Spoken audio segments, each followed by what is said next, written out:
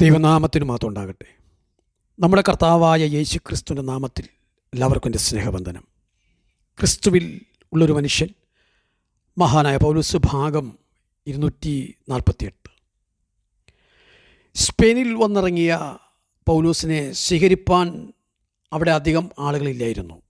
എങ്കിലും കുടിയേറ്റക്കാരായ ധാരാളം യഹൂദന്മാർ അവിടെ താമസമർപ്പിച്ചിരുന്നു.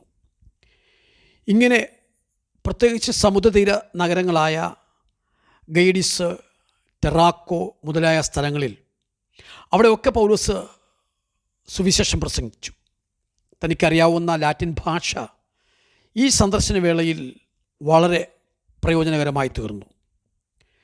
സ്പെയിനിൽ അധിക നാൾ പൗലോസ് താമസിച്ചില്ല. മാത്രമല്ല, ഈ സന്ദർശനം അത്ര കാര്യമായ ഒരു ഫലം ഉളവാക്കിയതായിട്ടും ചരിത്രങ്ങളിൽ രേഖപ്പെടുത്തിയിട്ടില്ല. എന്നാൽ ആ സ്ഥലമെല്ലാം നോക്കിക്കണ്ട് പിന്നീട് തൻ്റെ പ്രവർത്തകരെ അങ്ങോട്ട് അയക്കുക എന്നതായിരുന്നു പൗലോസിൻ്റെ ലക്ഷ്യം. മാത്രമല്ല, ഇതിനോടകം പൗലോസ് അധികം അധ്വാനിക്കുവാൻ കഴിയാത്ത നിലയിൽ ക്ഷീണിതനായി മാറിയിരുന്നു.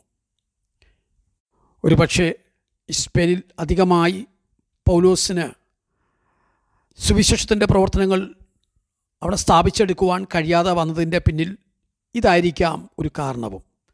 എങ്കിലും പിന്നത്തേതിൽ ദൈവമഹത്വം അവിടെ ഉയർന്നു. സ്പെയിനിൽ നിന്നും പൗലോസ് തിരിച്ചു വന്നത് എഫെസോസിലേക്കാണ്. ഈ നാലാമത്തെ യാത്ര പൗലോസിൻ്റെ ലക്ഷ്യവും കേന്ദ്രസ്ഥാനവും എഫെസോസാണെന്ന് നമുക്ക് പറയാൻ കഴിയും. കാരണം പൗലോസ് മുമ്പ് പറഞ്ഞതുപോലെ ഇതിനകം എഫെസോസിൽ ദുരുപദേശത്തിൻ്റെ വിഷവിത്തുകൾ മുളച്ചു തുടങ്ങിയിരുന്നു. പ്രത്യേകിച്ച് നോസ്റ്റിക് മതം ക്രമേണ സഭയിലേക്ക് കടക്കുകയായി. കൂടാതെ പുനരുത്ഥാനം കഴിഞ്ഞു എന്ന് പറഞ്ഞ അനേകരുടെ വിശ്വാസം മറിച്ചു കളയുന്ന ഹുമനിയോസുമാരും അതുപോലെ ഫിലത്തോസുമാരും അവിടെ മുമ്പോട്ട് വന്നിരുന്നു. 2 തിമോത്തി 2:18 കാണും പ്രകാരം. തുടർന്ന് പൗലോസ് എഴുതുന്ന ഇടയലേഖനങ്ങളിൽ നിന്നും ആസിയയിൽ അധികകാലം പൗലോസ് തങ്ങിയില്ല എന്ന് കാണാൻ കഴിയും.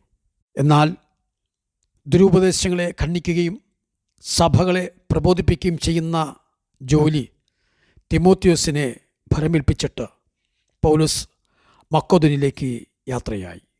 1 തിമോത്തി 1:3-4 വാക്യങ്ങളിൽ നിന്നാണ് ഇക്കാര്യം നാം കാണുന്നത്.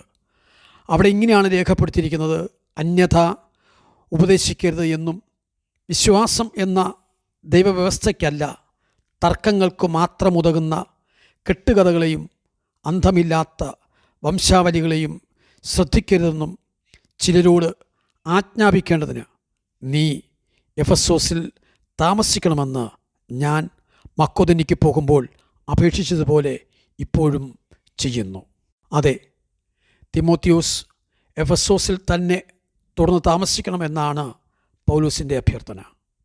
മാത്രമല്ല, ഈ സാഹചര്യത്തിൽ തിമോത്തിയോസിനെ ധൈര്യപ്പെടുത്തുവാനും ദുരുപദേശ ഖണ്ഡനത്തിന് ആ യുവാവിനെ കൂടുതൽ പ്രാപ്തനാക്കാനുമായി ഒരു കത്തെഴുതുവാൻ പൗലോസ് തീരുമാനിച്ചു.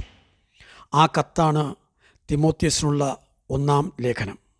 വ്യക്തിപരമായ ഒരു ലേഖനമാണെങ്കിലും ഇത് സാർവത്രിക സഭയോട് ബന്ധപ്പെട്ട കാര്യങ്ങളാണ് ഇതിൽ പൗലോസ് വിഷയമാക്കിയിരിക്കുന്നത്. ഈ ലേഖന ഉദ്ദേശം 1 തിമോത്തി 3:15 പറയുന്നത് ഇങ്ങനെയാണ്: സത്യത്തിൻ്റെ തൂണും അടിസ്ഥാനവുമായി ജീവനുള്ള ദൈവത്തിൻ്റെ സഭയായ ദേവാലയത്തിൽ നടക്കേണ്ടത് എങ്ങനെയെന്ന് നീ അറിയേണ്ടതിന് ഇതെഴുതുന്നു. യുവാവായ തിമോത്തിയോസിന് നിർദ്ദേശങ്ങൾ നൽകുകയും അവനെ പ്രോത്സാഹിപ്പിക്കുകയും ചെയ്യുക എന്നതായിരുന്നു ഈ ലേഖനത്തിൻ്റെ ലക്ഷ്യം. തിമോത്തിയോസ് എഫെസോസ് സഭയുടെ ശുശ്രൂഷകനായിരിക്കുന്ന സമയം. സഭാ ഭരണത്തെക്കുറിച്ച് ഫിലിപ്പിയിൽ നിന്നുമാണ് പൗലോസ് ഈ ലേഖനം എഴുതുന്നത്. തിമോത്തിയോസിൻ്റെ 1ഉം 2ഉം ലേഖനങ്ങളും തീത്തോസിൻ്റെ ലേഖനവും ഉൾപ്പെടെ 3 ഇടയലേഖനങ്ങൾ എന്ന പേരിലാണ് അറിയപ്പെടുന്നത്.